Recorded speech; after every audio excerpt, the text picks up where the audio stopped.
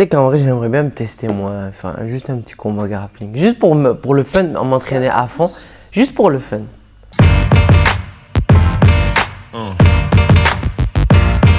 Yeah. Yeah. Salut, c'est Momo, on se retrouve pour une nouvelle vidéo. Aujourd'hui, je suis avec Adoli, jeune combattante de 14 ans. Elle gagne tout ce qu'elle touche sur les tatamis en jiu-jitsu et en grappling. Et derrière les médailles, il y a surtout une histoire puissante et une rage qui fait d'elle une combattante hors norme. Merci Adoli d'être là. Tu as seulement 14 ans, un palmarès de fou. Présente-toi et présente-nous ton palmarès. Du coup, moi, c'est Adoli, combattante de jiu-jitsu brésilien, du grappling. J'ai 14 ans. J'ai commencé il y a 6 ans par du grappling. C'est mon père qui m'a initiée. Voilà, il a un peu créé le club où je suis née, dans le Nord-Est. Après, c'était du MMA, c'était groupé. J'ai commencé un peu par les frappes, mais je sentais que j'étais plus à l'aise par le grappling. Puis après, quand on a déménagé ici dans le Sud, je me suis mis au jiu-jitsu brésilien. C'est mon père, il m'a proposé. Il m'a dit « Essaie, tu verras si ça te plaît ». Ça m'a plu. Puis j'en suis là maintenant, je fais des compétitions. J'ai un palmarès sur Moscon, je suis à 31 victoires et 6 défaites. Ouais, très bon. J'ai gagné 2 fois la Coupe de France. Je suis double championne cette année de France, en grappling et en jiu-jitsu. Ouais, super, ouais, c'est beau. Et l'année dernière, j'ai fait championnat de France, j'ai fini 2e. Mais encore l'année d'avant, j'ai été championne de France en jiu-jitsu. J'ai fait l'année dernière les championnats d'Europe, j'ai fini 3e.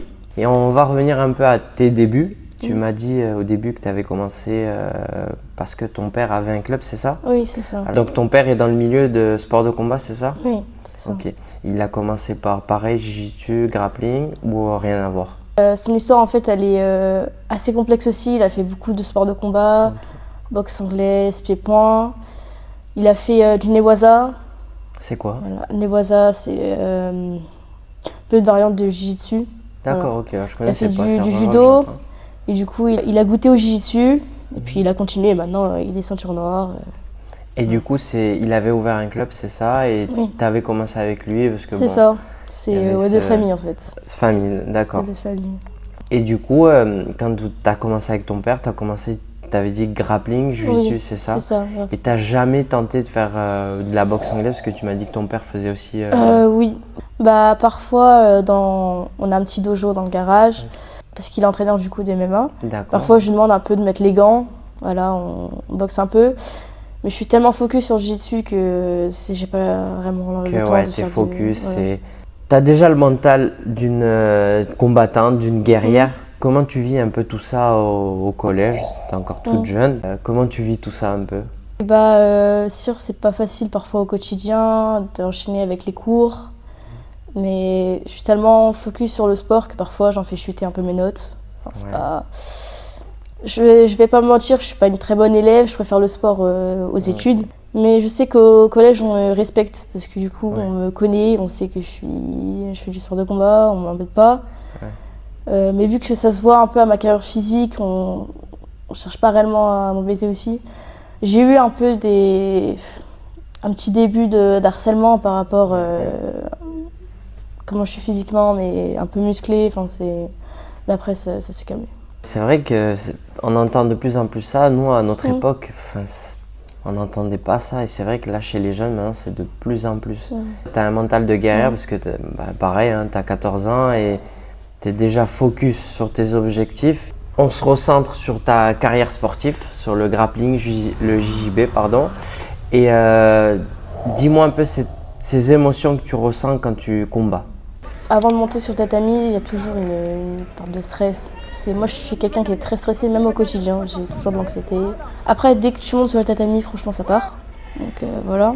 Tu as l'envie de gagner, tu as la rage qui monte. Ta tête, t'as que ça comme objectif du combat, c'est de vouloir tout péter en fait. Dans les sports de combat, généralement, tous les combattants ou les combattantes, quand cette rage, c'est que derrière, il y a une histoire. Et toi, je sais que tu en as une. Est-ce que ça te dérangerait pas d'en parler aujourd'hui? Ouais. Oui, il y a une histoire parce que il y a 4 ans, ma première année où j'ai commencé le jiu-jitsu, voilà, je faisais juste les entraînements. Mon frère était en plein dans sa carrière sportive en MMA. Il allait au M1 en Russie, il allait au Kazakhstan. Ah oui, ouais. Voilà. Bon, il y a eu son décès. Donc à ce moment-là, voilà, tout le monde on n'était pas bien, voilà. J'avais un peu lâché. Et puis après, mon père s'est mis à la compétition après le décès de mon frère. Après, j'ai assisté à sa compétition à mon père. D'accord, ok. Donc ça m'a donné envie de le faire en hommage à mon frère et voilà. Donc c'est pour ça que je suis en compétition et maintenant j'en suis là où j'en suis maintenant. Donc c'est ma force en fait. Voilà. D'accord. Et est-ce que ça te dérangerait pas d'en parler un peu plus par rapport à l'histoire de ton frère, son parcours? Parce que tu me dis Oui. il était combattant, donc savoir un peu plus son parcours en MMA. Ouais, il faisait du MMA. Il était très fort en boxe anglaise. C'était vraiment... il était champion de France, voilà. En anglaise? Ouais. Ah, c'est bien. En boxe et tout. En grappling, plusieurs fois champion de France. En grappling, il était ceinture violette de jiu-jitsu. Mais lui, c'était pas réellement... le jiu-jitsu, c'était pas son truc. Il aimait pas. C'était le striking. Oui, mais le grappling surtout. Alors Ok, lui, il kiffait d'accord. ça à fond. Vraiment, quand il fallait mettre le kimono, il était pas très... À l'aise. Voilà. Il aimait pas trop, mais quand il était en grappling, là, il était bien. Il était fort. Quand il était en MMA, le fait d'avoir une bonne boxe et un bon sol, donc franchement, ça l'a été bénéfique. Il se sentait à l'aise. Voilà. Donc du coup, il a commencé, premier combat de MMA, c'était en Belgique, il me semble, si je ne me trompe En pas. quelle année? Oula, alors ça devait c'est être 2016 ou un truc comme 2016, ça. ouais, bien avant sais pas que trop. ça soit Ouais. légalisé ici en France. C'est ça. D'accord. C'était pas encore légalisé en France, donc il allait dans les De autres partout, pays. ouais. Voilà, c'est ça. Il a fait en Belgique, il a gagné, il allait plusieurs fois en Allemagne, il a tout gagné. Il est allé du coup en Russie, donc il a gagné. Il devait aller en Corée du Sud, mais il y a eu le Covid, donc il n'a pas pu. Ouais. Il est allé au Kazakhstan, c'est là qu'il a goûté à sa première défaite. Il a connu plus les réussites Que les défaites. Voilà, c'est ouais. ça. C'est vrai que c'est un très beau parcours. Et est-ce que ça t'inspire à prendre la relève et à marcher dans ses traces?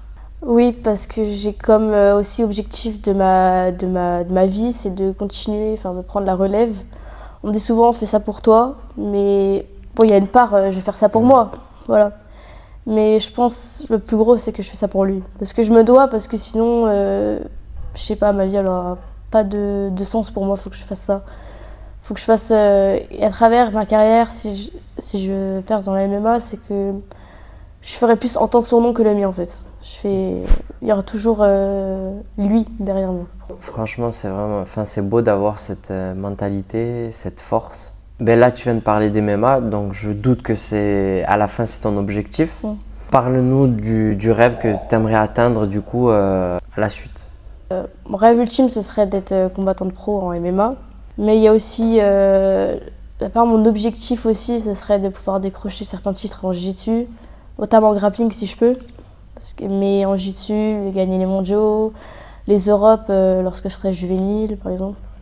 Mais je reste centrée maintenant sur le jiu-jitsu, mais c'est sûr qu'après je vais aller dans le MMA, je me sens... Ouais, voilà, voilà. c'est... Mon objectif principal, c'est Ok. d'être... Du coup, tu as déjà ton game plan pour l'avenir. Et comment tu arrives à gérer tout ça, le sport, mais du coup l'école. Je pense que tu as envie de faire un futur métier. Comment est-ce que tu comptes combiner tout ça? Avant, il n'y a pas longtemps, je voulais faire sport-études, mais j'ai changé, j'ai eu d'autres envies. Je partirais plus sur l'hôtellerie, ce qui est absolument pas en rapport. Et j'essaierai de gérer ça par rapport aux entraînements, aux compétitions, mais je mettrai plus en avance sur le sport que les études. Et voilà, je me vois pas non plus de faire des études master ou des trucs, moi je suis pas dans ça. Ouais. Est-ce qu'on peut parler un peu plus du coup de tes entraînements, comment tu t'organises par exemple, tu t'entraînes du lundi au samedi, tu m'as dit c'est ça? Comment tu t'organises tes entraînements, où tu t'entraînes, ton club? Dis-nous un peu tout. Alors moi je m'entraîne le lundi soir à Katsuchim à la Seine, où l'entraîneur est Esteban. Moi, je le remercie parce que c'est un très bon entraîneur. Ouais. Le mercredi soir, je m'entraîne à la Fight Gym Toulon avec Amandine Layek. C'est grâce à elle surtout aussi que je perce en compétition. Elle nous entraîne pour ça, voilà. Et même dans la psychologie, je peux lui faire confiance, on se parle. Le vendredi soir, je m'entraîne aussi à la Seine avec Esteban, la Katsuchim. Mais c'est un cours spécial pour compétition. Voilà, on se met dans les conditions, dans le coaching, dans les combats. On fait beaucoup de drills, combats à thème. On y laisse beaucoup l'énergie. Le samedi après-midi, je fais un open mat à la Boutonne. Voilà, donc il y a plusieurs personnes d'autres clubs qui viennent. On se réunit puis on tourne. Ok, donc tes entraînements sont basés beaucoup sur grappling, jiu-jitsu. À côté, je suppose que tu fais du physique, tout ce qui est préparation physique. Ouais.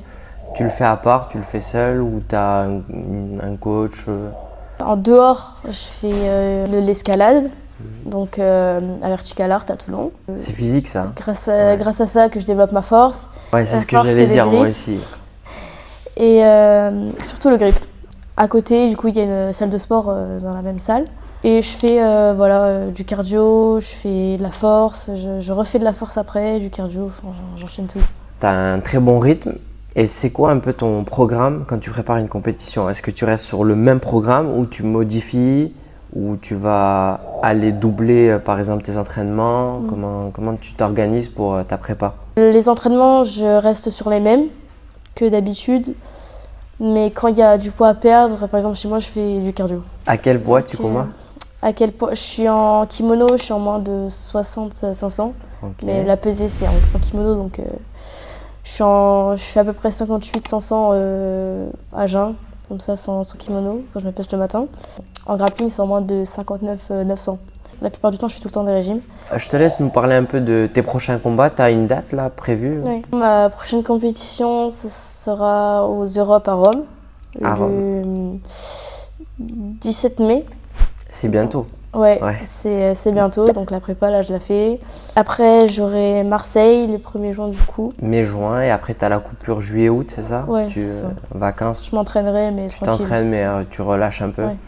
Et après, tu reprends en septembre. C'est ça, après, à la rentrée, généralement, ça commence par les petites compétitions à Marseille, Survivor. Donc moi, je le fais tout le temps, c'est une bonne organisation. Je suis souvent surclassée en adulte. Voilà, mais après, ça fait un bon challenge, ça me prépare pour les autres. Tu m'as dit que tu étais surclassée, donc ça veut dire que tu combats avec des personnes plus âgées que toi, c'est ça? Et comment ça se fait? C'est par rapport à ton niveau? La dernière compétition que j'ai faite, c'était avec les adultes, c'était à Marseille. J'étais du coup surclassée en poids, une catégorie dessus, et avec des adultes. Le dernier combat était un peu dur. Voilà, j'avais 4 combats, j'étais à mon 4e, celle qui était en finale, ça faisait son 3e combat. Okay. Elle avait fini facilement tous les autres combats. Moi, j'étais allée jusqu'à la fin des combats, j'étais morte. Et elle était plus âgée que toi, c'est ça? Ouais, elle devait avoir 25 ans, je crois. Ouais, quand même.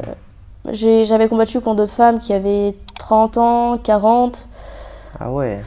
Voilà. Mais ça fait un bon challenge parce que quand je reviens avec les ados, je trouve ça que c'est plus facile. Je dis pas que c'est facile, mais je dis pas que c'est dur. En fait, c'est plus facile que quand au niveau de la force, avec, oui, tu sens qu'il y a une différence. Je suis au-dessus. Comparé avec des adultes, il y en avait, elle faisait du physique derrière. Ouais, tu sens la force que c'est pas la même. Quand je reviens chez les ados, c'est un peu moins. Mais c'est sûr qu'il y a quand même, c'est difficile. Mais c'est plus facile que quand je combats avec des adultes. Franchement, c'est super parce que même toi, tu dois être fier de toi au final quand tu finis des combats et que tu gagnes des combats et des gens plus âgés que toi, tu dois être contente. C'est beau quand même. Il y a une part de moi-même, je suis contente, je suis fière. Mais la plupart du temps, en fait, ça cache qu'en fait, je suis pas fière. C'est vrai? Ouais, c'est un peu dur je suis un peu dure avec moi-même. Je le montre pas, mais je suis très dure avec moi-même, j'ai de l'anxiété, je me pose beaucoup de questions, je suis tout le temps à réfléchir, à m'énerver contre moi-même. Quand je perds, je suis encore plus dure avec moi-même, je reste, plusieurs jours, ça peut aller quelques semaines où je suis encore dans le dur, je vais me dire j'ai pas le niveau. Une fois, j'ai voulu arrêter complètement le jiu-jitsu. Et même en ayant gagné, t'as cette... Ouais, oui. Il y a toujours... parce qu'il y a une part de moi dans le combat, même si j'ai gagné, j'ai fait peut-être un peu de la merde et je sais que j'ai pas le niveau. Il y a pas... cette année, c'était en début d'année 2025. J'ai voulu arrêter, mon mental il avait lâché, j'étais entrée dans une période, c'était vraiment... C'est dur. Voilà, c'est quand j'avais été un peu harcelée, j'ai voulu arrêter. Heureusement qu'il y avait mes parents, ils m'ont conseillé, ils m'ont orientée. Donc j'ai continué malgré ça et puis je suis passée au-dessus. En ce moment, il y avait mes coachs, il y avait mes partenaires qui m'ont aidée. Donc ça a réussi à me tenir et maintenant j'en suis à l'auge. Ben, franchement, c'est super parce que quand même, c'était la seule fille de ton âge qui combat chez les adultes ici en France. Donc franchement, bravo. Merci. Et lâche pas, continue dans cet état d'esprit. Je pense que tu iras loin. Tu as encore du temps devant toi, puis tu as un bon mental. Tu t'es posé, tu as 14 ans, mais franchement, tu as la tête sur les épaules. Donc aussi, dans le sport, c'est important, tu vois. Et je te souhaite que le meilleur. J'espère qu'on entendra encore parler de toi et que tu reviendras nous voir avec encore plein de médailles. Allez, on va passer à la partie que tout le monde aime, à la partie combat, grappling. J'espère que tu vas pas trop me torturer. Hein. C'est parti. Go, Adoli. Allez. Hein? Attends, c'est allumé? Ah oui. Oui, ça va. C'est cool. Ouais, là, Adoli, elle se prépare à me mettre un petit triangle, c'est ça? Donc je chauffe bien le cou, c'est jamais. Hein.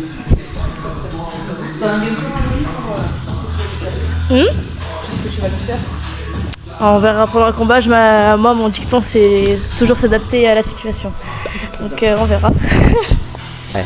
Là, on va partir avec Adoli pour un round de 3 minutes. On va voir que malgré la différence de poids, vous allez voir 80 kg de ces 60 kg. Vous allez voir que la différence de poids dans ce sport-là, la technique est vraiment très importante et le poids, pas forcément.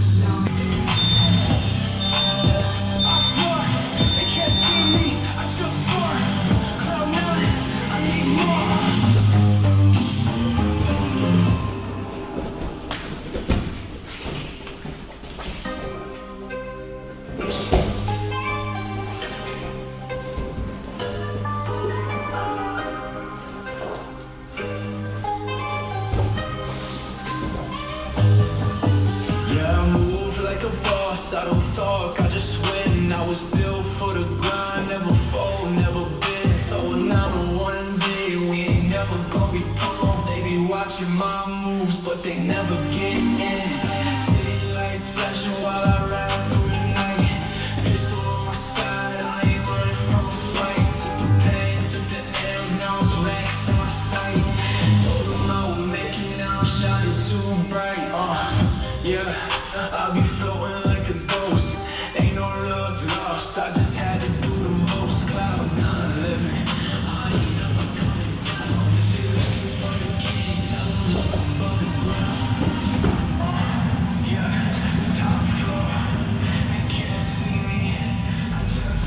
Fly expensive sneaks for the feet. Wait, goddamn it, Dupree, why you fucking with the beat? Rock your hips. I'm having cash, I can take your bitch. Beat it up, like this. Put it on, fresh fit, fly shit. Beat it up, like this. Beat it up, like this. Beat it up, beat it up, What's my favorite word? Bring back hyphy, bring back hyphy, hyphy, hyphy, bring back hyphy, bring back hyphy, bring back hyphy. Okay. Bring back hyphy, bring back hyphy, hyphy, hyphy, bring back hyphy, bring back hyphy, bring back hyphy. Okay.